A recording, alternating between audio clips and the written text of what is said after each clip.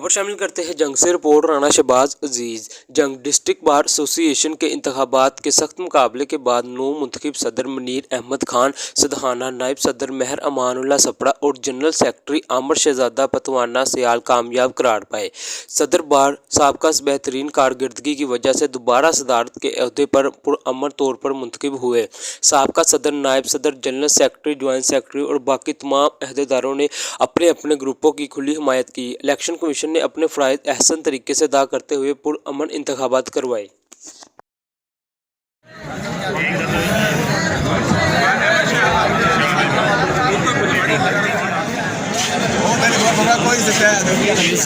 कामयाब